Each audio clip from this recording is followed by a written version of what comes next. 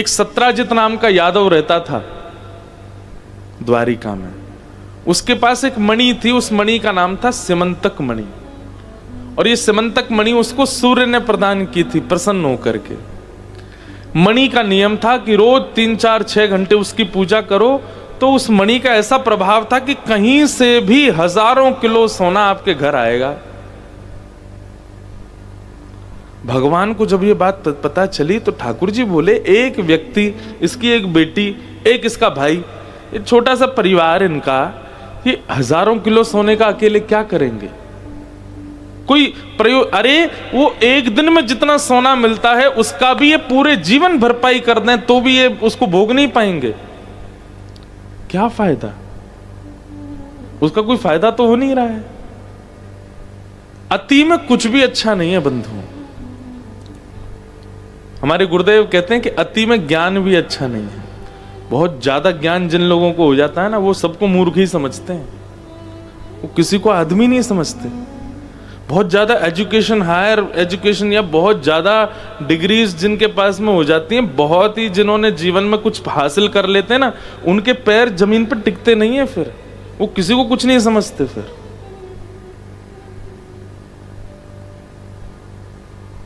इसलिए थोड़े अपूर्ण रहा कीजिए।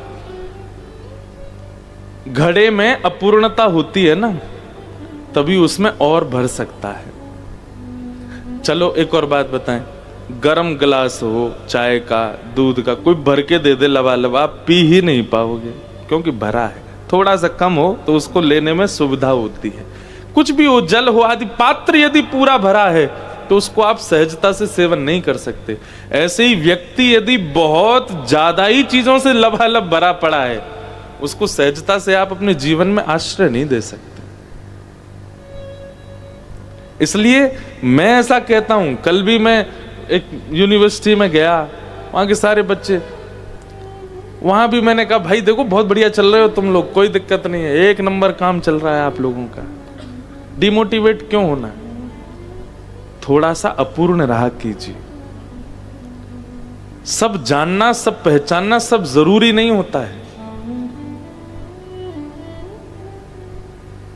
और संसार में जीवन सबसे बड़ा गुरु है, हर दिन आपको कुछ ना कुछ सिखा देता है, और जितना सीख रहे हो ना अच्छा है। हाँ, अपने कर्तव्यों के निर्वहन के लिए, अपने कार्य की पूर्णता के लिए आपको सीखना चाहिए। पर कई लोग होते हैं उनका दिमाग कीड़ा बन जाता है, उनको सब पता होना चाहिए। उनको पॉलिटिक्स पूछ लो, उनको ये भी पता है, उनको व्यवहार पूछ लो, ये भी पता है, शादी ब्याह की पूछ लो, ये भी पता है, आध्यात्म पूछ लो, इसमें भी माहिर हैं। ऐसा व्यक्ति आप देखेंगे उसके आप बैठ नहीं पाओगे पास में। कई लोग ऐसे होते हैं, उनके बगल में बैठ जाओ तो ऐसा लगता है कि सारी एनर्जी खींच ली हो इन्होंने हमारी। मुझे तो बहुत ऐसा अनुभव होता है, मैं ज्यादा लोगों से मिलता हूं ना तो फिर मुझे बहुत कमजोरी लगने लगती है। इसलिए थोड़ा अपूर्ण रहिए, परिपूर्ण होना आवश्यक नहीं है।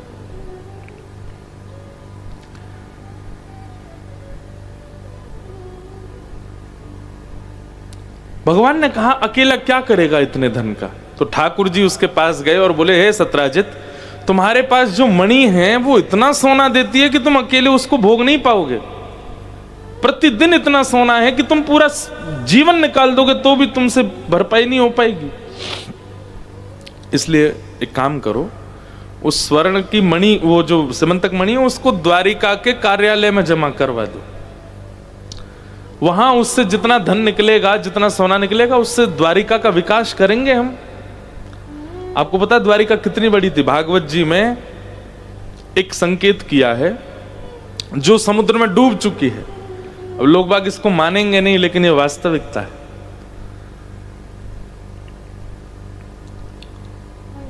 यदुवंशियों के बालक जिन विद्यालयों में पढ़ते हैं, एक एक कक्षा में 30-30 बालक पढ़ता है। उन एक एक कक्षाओं को पढ़ाने वाले अध्यापक, एक कक्षा में एक अध्यापक और 30 बच्चे, तो अध्यापकों की संख्या लिखी है 30 करोड़ के लगभग। कितने? अब सोचो, एक अध्यापक के नीचे 30 बालक पढ़ते हैं। ये तो बालकों की संख्या है द्वारिका में। कितनी बड़ी है द्वारिका! वो सामान्य नहीं है जिसको हम सोचते हैं नेक्सा सा टुकड़ा होगा डूब गया। अति विशाल है द्वारिका। यदुवंश सामान्य नहीं था, जिसका नाश हुआ भगवत गमन के बाद, वो यदुवंश बहुत बड़ा था। इसीलिए तो ठाकुर जी ने उनका नाश करवाया, बोले इन सबको शक्ति मिल गई है। अच्छा देखो, मैं पहले ही सुना देता हूं यदुवंश के नाश का कारण क्या था। प्रभु श्री राम जब रावण से युद्ध करने के लिए गए, जब सुग्रीव ने बानरों की सेना बुलाई, रीछ बुलाए, आदि आदि सब बुलाए,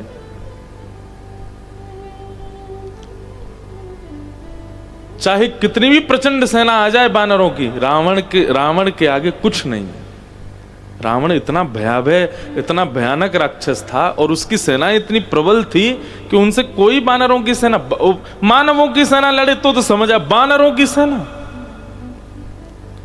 तो क्या हुआ था, भगवान श्री राम ने एक रात्रि में सब बानरों को देखा और जैसा बल भगवत तत्व में होता है, 6 गुण जिसमें उसको भगवान कहते हैं, ऐसे 6 गुणों से युक्त समस्त बानरों को कर दिया। मतलब प्रभु श्री राम के समान बलवान सारे बानर हो चुके थे राम रावण युद्ध में। और बानरों को यह बात पता थी कि हमारा बल नहीं है, ये राम जी ने दिया है। जब हनुमान जी जाते हैं लंका तो वो कहते हैं, तब प्रताप रघुनाथ, ये मेरा प्रताप नहीं है, या हम बानरों में जो कोई भी युद्ध कर रहा है, ये हमारा प्रताप नहीं है, राम जी ने ही हम सबको अपना बल दिया है।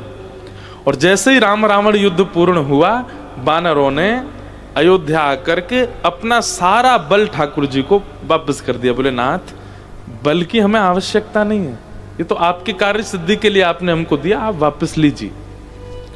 ठीक वैसे ही पृथ्वी का भार हल्का करने के लिए भगवान ने यदुवंशियों को भी अपने समान बल दिया। यदुवंशी सब जाते थे भगवान के साथ युद्ध करने, बड़े बड़े राक्षसों को मारते थे, लेकिन राक्षस वध हो गया, पृथ्वी का भार कम हो गया, यदुवंशियों को उस बल का गुमान होने लगा कि हम भगवान से कम है क्या। कोई कहता भैया हमारे घर में ब्याह है, द्वारिकाधीश आ जाएंगे, अरे उनसे क्या, हम आ जाएंगे, हमारी भी 4 भुजाएं, हमारे पास भी शंख चक्र गदा पद्म है, हमसे मांगो जो चाहिए देंगे हम, क्योंकि सब ठाकुर जी के समान बलवान हो चुके हैं। ये कारण था। ठाकुर जी बोले इनको बल दिया गया था कि पृथ्वी का भार हल्का करना, परंतु ये इस बल का दुरुपयोग कर रहे हैं। अगर मेरे जाने के बाद इन सबको नष्ट नहीं किया गया तो मैं पृथ्वी का भार हल्का करने आया था, मेरा परिवार ही भार बन जाएगा पृथ्वी पर। इसलिए ठाकुर जी ने संतों को शाप का कारण बना करके अपने परिवार को ही शाप लगवाया, पृथ्वी पर भार ना बने। अति सर्वत्र वर्जयेत, अति किसी की भी अच्छी नहीं होती। तो भगवान ने सिमंतक मणि का मांग की, परंतु सत्राजित यादव ने कहा मेरी मणि मैं किसी को नहीं दूंगा, ये मेरे पास ही रहेगी। भगवान बोले एक बारी मांगना चाहिए, दोबारा नहीं कहना चाहिए। ठाकुर जी वहां से चले गए। अब हुआ ऐसा कि सत्राजित का भाई प्रसेन मणि पहन करके निकल गया नगर में दिखाने के लिए, देखो हमारे पास कैसी मणि। नगर भ्रमण करते हुए जंगल में गया तो एक शेर ने उसको मार दिया, मणि लेकर के शेर चला गया। भालू ने आगे शेर को मार दिया, मणि लेके भालू चला गया। और आरोप लग गया द्वारिकाधीश पर। किसी को पता नहीं है कि प्रसेन को शेर ने मारा है, पर प्रसेन 5 दिन से लापता है। तो सत्राजित बोला मेरे भाई मणि पहन करके गया था, मुझे ऐसा लगता है द्वारिकाधीश कृष्ण ने मणि इच्छा प्रकट की थी, उन्होंने ही चुरा ली है और मेरे भाई को बंदी बना लिया है। भगवान पर आरोप लगा।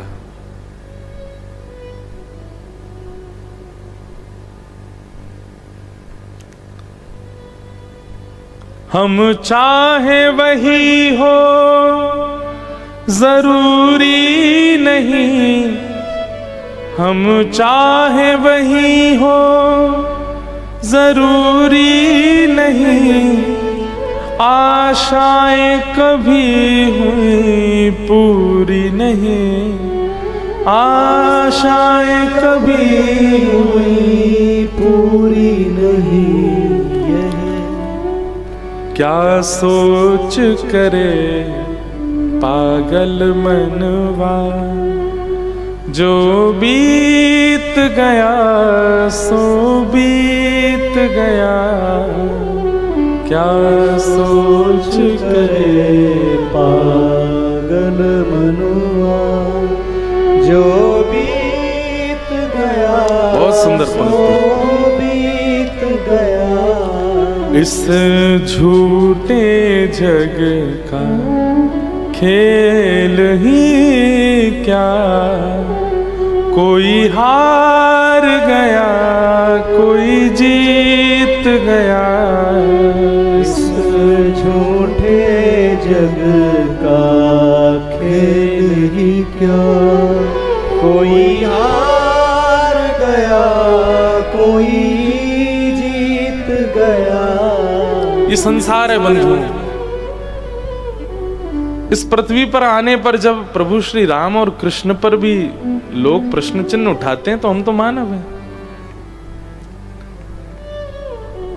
द्वारिका बसाई श्री कृष्ण ने, द्वारिका के लोगों को लेकर के श्री कृष्ण आए, सबके भले की सोच रहे हैं श्री कृष्ण, पर आज द्वारिका के लोगों ने श्री कृष्ण पर उंगली उठाने से पहले एक बार भी नहीं सोचा। सब द्वारिका के लोग बोले हो सकता है कि इन्होंने ही मणि चुराई हो। भगवान को जब ये बात पता चली कि पूरी द्वारिका भगवान पर संशय कर रही है, ठाकुर जी कहते हैं यही संसार है। यहां आप कितना भी कर मिटिए, कितना भी कर लीजिए, आपकी इतनी सी चूक और आपके जीवन के किए हुए सारे सत्कर्मों को भूल जाते हैं लोग, वो याद नहीं रखेंगे।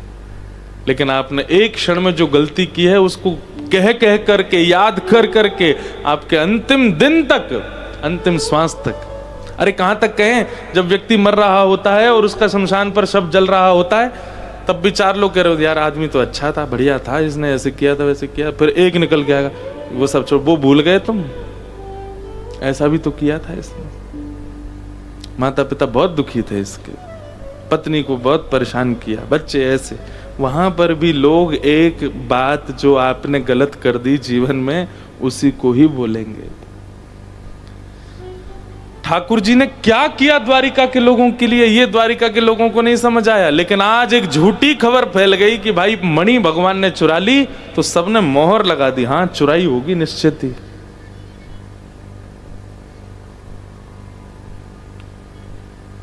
ठाकुर जी बोले कोई बात नहीं।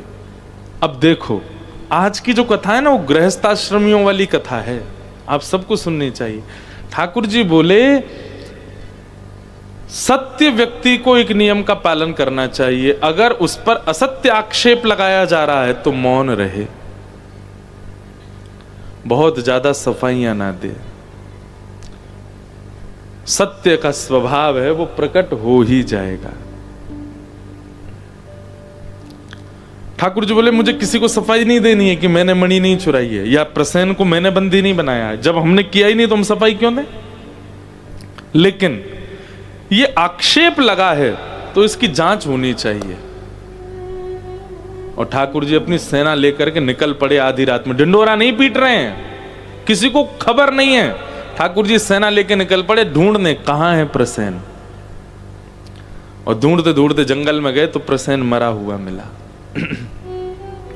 भगवान ने देखा कैसे इसकी मृत्यु हुई, तो शेर के पंजों के निशान, शेर के पंजों के निशान, शेर के पैरों के निशान के पीछे पीछे गए, आगे शेर भी मरा पड़ा। वहां पर देखे रीछ के पैरों के निशान। ठाकुर जी पीछे गए तो एक गुफा में ठाकुर जी ने जैसे ही प्रवेश किया, भीतर जाके देखा एक मणि चमक रही थी।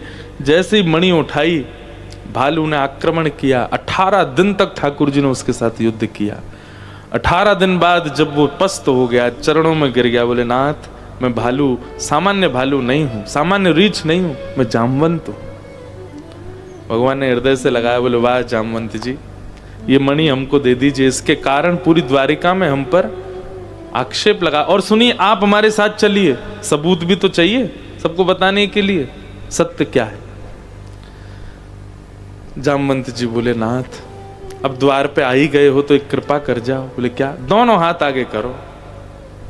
भगवान ने दोनों हाथ आगे किए तो जामवंत जी भीतर से अपनी बेटी को लेके आए और अपनी पुत्री का हाथ ठाकुर जी के हाथ में रखा। भगवान बोले एक कलंक हटेगा दूसरा लगेगा। बोले इंसान खत्म हो गए संसार में। ठाकुर जी भालू की बेटी से ब्याह करके आए हैं। और कई संत तो कहते हैं कि जामवती जो थी वो रीछों जैसी ही थी, तो ठाकुर जी को देखे घुरा हो रही थी। ठाकुर जी बोले कहाँ रुक्मणी और कहाँ ये जामवती,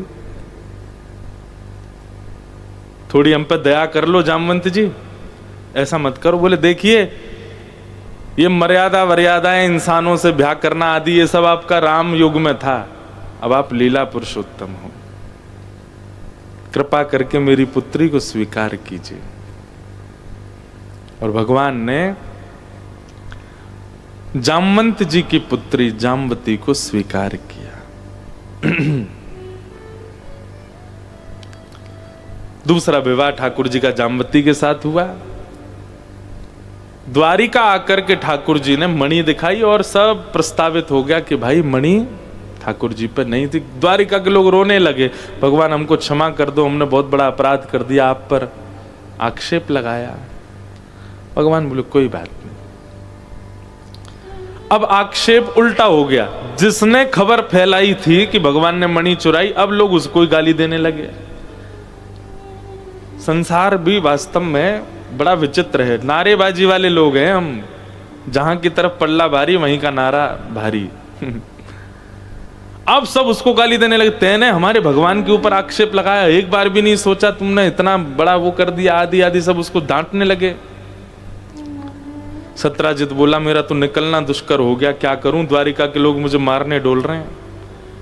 तब उसने सोचा अगर मेरी बेटी का ब्याह भगवान कृष्ण से हो जाए और ये मेरे संबंधी हो जाएं, तो अब देखो विवाह प्रमुख नहीं है, नाम बचना चाहिए हमारा। जबकि सत्राजित की बेटी जो सत्यभामा थी वो पहले से ही ठाकुर जी से ब्याह करना चाहती थी, तो सत्राजित कहता था तेरा ब्याह अरे गहरे से नहीं करूंगा मैं, तेरा ब्याह तो एक सतधनवा नाम का व्यक्ति था। अब देखो भागवत जी में इतने पात्र हैं, लिखते लिखते डायरियां बढ़ जाती हैं और सब याद और रखने पड़ते हैं। सतधनवा, सतधनवा से सत्यभामा की पहले सगाई हो चुकी थी, शादी होने वाली थी, और उस बीच में पिताजी क्या कह रहे हैं, अब सतधनवा से नहीं, अब तो कृष्ण से ही ब्याह होगा तुम्हारा, क्योंकि मेरा नाम बच जाएगा। सत्यभामा जी का ब्याह भगवान के सामने रखा। ठाकुर जी बोले वो तो पहले से ही चाहती थी ब्याह करना, आप ही नहीं करा रहे थे, लाओ करा दो। ठाकुर जी तैयार बैठे। और तीसरा ब्याह भगवान का सत्यभामा के साथ हुआ।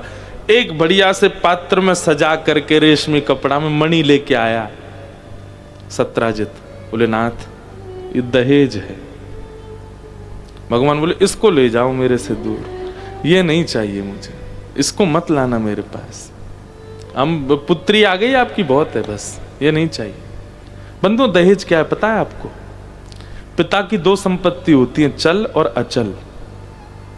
पिता की अचल संपत्ति पर अधिकार होता है पुत्र का, लेकिन अधिकार नहीं होता, पिता चाहे तो अधिकार होता है। जैसे प्रॉपर्टीज हो गई, घर हो गया, ये पुत्र के नाम जाता है।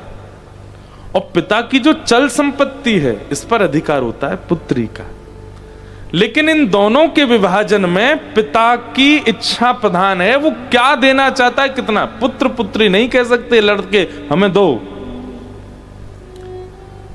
दहेज प्रथा बुरी नहीं है, उसको बुरा बना दिया है। क्यों? क्योंकि तीसरी पार्टी बोलती है कि हमें ये चाहिए, उनका तो अधिकार ही नहीं है कुछ बोलने का। दहेज प्रथा में यह था कि पिता अपनी पुत्री को दूसरे घर भेज रहा है, विवाह कर रहा है, तो अपनी पुत्री के सुख के लिए पिता ही विचार करता था, मैं इसको ये दूं बधाई के रूप में, चल संपत्ति। पर अब ये बिगड़ कब से गया? जब से डिमांडिंग हो गई। भगवान ने दहेज लेने से मना कर दिया। अब एक नई घटना घट गई। क्या?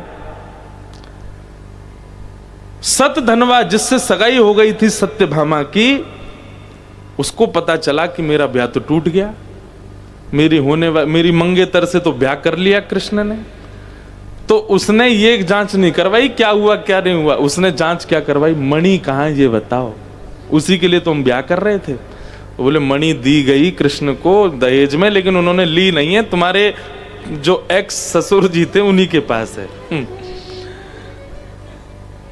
तो सत धनवा ने रात में मुंह पर कपड़ा अपड़ा बांध करके तलवार वलवार लेके छुप छुपा के चोरों के भांति अपने पूर्व ससुराल पहुंचा और सोते हुए सत्यराजित का वध कर दिया और वध करके मणि चुरा के वहां से भाग गया। अगले दिन प्रातःकाल का समय भगवान स्वधर्मा सभा में बैठे थे, तभी देखा कि नई अभी ब्याह हुआ है, सत्यभामा रोती हुई आई। ठाकुर जी बोले क्या हो गया? बोले पिताजी को मार दिया सत्यधनवा ने। तो ऐसा वर्णन करते हैं ठाकुर जी, इतना रोए इतना रोए इतना रोए। मेरे ससुर जी मुझसे बहुत प्यार करते थे, चले गए बेचारे। इतना रोए कि सत्यभामा के मन में आया, मुझे पता है आप बहुत प्रेम करते हो मेरे पिता। हाँ देवी, मैं क्या बताऊं, मुझे वसुदेव जी से भी ज्यादा प्रिय थे वो। ठाकुर जी तो चाह रहे थे कि इसकी नजर में हम बढ़िया बने रहें। अच्छा, भगवान अपनी पत्नियों में केवल एक से डरते हैं, सत्यभामा से। बहुत प्रसंग ऐसे आए हैं, उससे बहुत डरते हैं ठाकुर जी। तो भगवान तो इसलिए रो रहे थे कि बेचारी को लगे कि मैं बहुत प्रेम करता हूं। लेकिन सत्यभामा बड़ी चतुर, बोली आप रोइए मत, मेरे और आपके आंख के आंसू तभी पूछेंगे, मेरे पिता की मृत्यु का बदला आप ही लोगे, जाओ जाओ। और जिसने मेरे पिता को मारा उसको मार के आइए और मणि लेके आइए। अब उस मणि पर अधिकार मेरा और आपका। मैं प्रथम पुत्री, आप प्रथम पुत्र हैं मेरे पिता के। भगवान बोले ये मणि कब जाएगी मेरे जीवन से? ये जब से मणि आई है ठाकुर जी आज बहुत एग्जॉशन में आ गए अपनी। अब सतधनवा को अक्रूर जी महाराज, जो भगवान को ब्रज से लेके आए थे, अक्रूर जी सतधनवा के मित्र थे। सतधनवा ने किसी को नहीं बताया, उन्हीं को था। बोले मैंने अपने पुराने ससुर जी को मार दिया और मणि चुरा लाया हूं। बोले सुन, तू जानता है तेरे ससुर जी नहीं, उनका दामाद कौन है? कृष्ण। वो तुझे जीवित नहीं छोड़ेंगे। बोले क्या करूं? बोले काम कर, तू मणि मुझे दे दे और तू भाग जा। अगर तू पकड़ा भी गया, मणि तेरे पास नहीं मिली, तो कम से कम जीवित तो रहेगा। वो मणि दे दी अक्रूर जी को, वो भागा। भगवान ने उसका पता कराया, पता करके उसको ढूंढा, ढूंढ करके जैसे ही उसका जांच करी, नहीं मिली, तो ठाकुर जी को तो क्रोध था, मार दिया उसको। लेकिन मणि नहीं मिली। सब जगह उसका घर आदि सब छान लिया, कहीं मणि नहीं मिली। ठाकुर जी खाली हाथ लौट करके आ गए द्वारिका। द्वारिका जैसी आए तो द्वार पे ही खड़ी थी सत्यभामा। आपने मारा मेरे पिता के हत्यारे को? भगवान बोले हाँ हमने मार दिया, प्रजा ने सबूत दे दिया, हाँ मार के आए हैं। अच्छा लाइए मणि दे दीजिए, मैं रख दूं उसको तिजोरी में। ठाकुर जी बोले वही बात थी देवी, बताना चाह रहा था, मणि नहीं मिली उसके पास। तो कहां गई मणि? बोले पता नहीं, मैंने तो बहुत सब उसके जो भी ठिकाने थे सब जगह देख लिया, मणि नहीं थी उसके पास।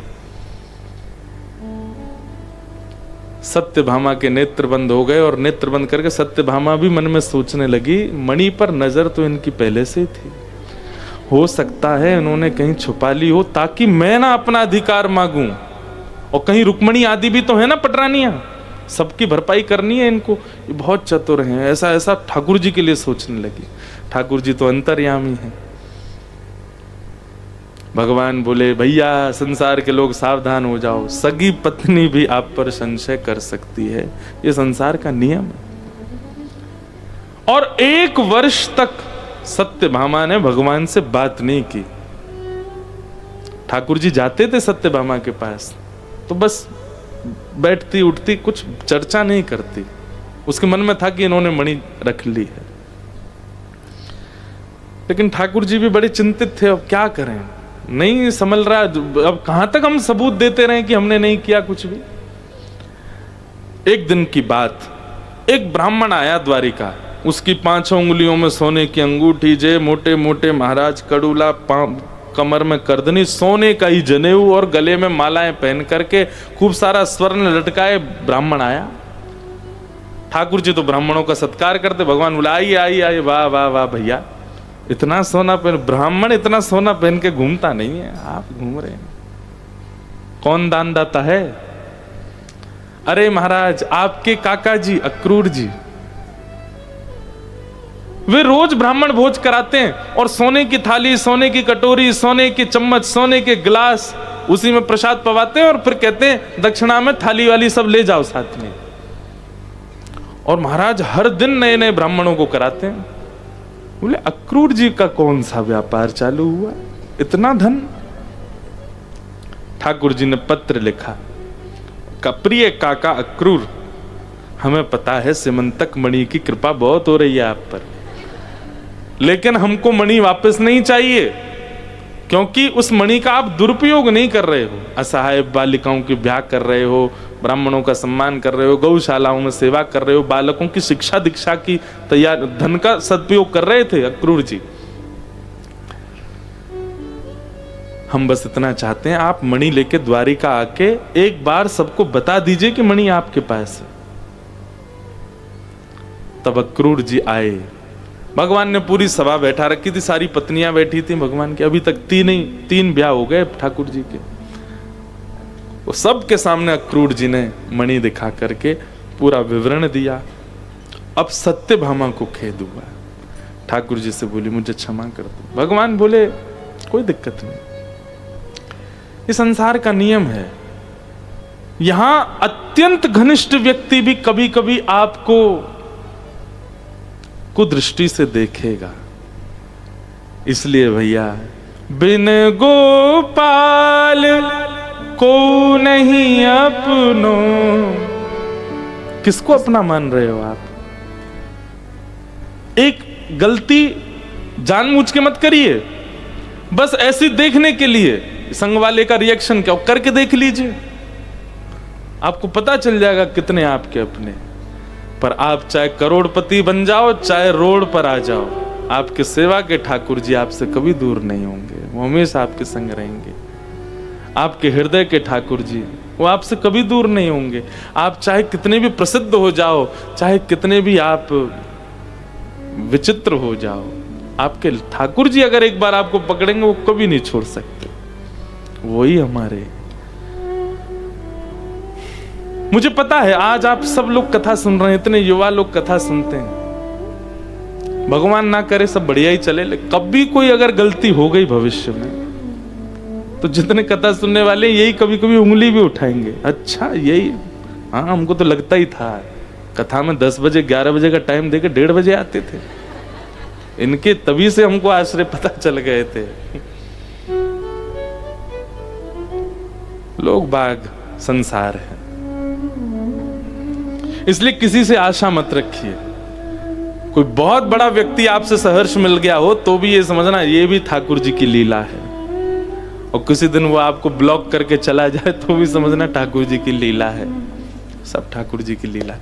पर देखो ठाकुर जी के पास ना ब्लॉकिंग सिस्टम है ही नहीं, ठाकुर जी ब्लॉक नहीं करना जानते, वो सोशल मीडिया पे ही नहीं है, वो आपको कहाँ ब्लॉक करेंगे, ना उनका व्हाट्सएप नंबर है, ना उनके पास फोन नंबर है, सीधा डायरेक्ट कनेक्शन है, जाओ वृंदावन जाके मिल लो, आज नहीं मिले कल मिल लो, कल नहीं मिले परसों मिल लो। संसार के लोग तो ऐसे ब्लॉक करने के बाद 6-6 साल मिल नहीं सकते, आपको पता ही नहीं, नंबर चेंज कर लिया, जियो की सिम लिया है, दूसरे फोन में रखते हैं। ठाकुर जी का ऐसा कोई सिस्टम ही नहीं है, जब चाहो मिल लेंगे आपसे, क्योंकि वो किसी को भी ब्लॉक नहीं करते। ऐसे हमारे प्यारे ठाकुर जी हैं, उन्हें हम बारंबार प्रणाम करते हैं।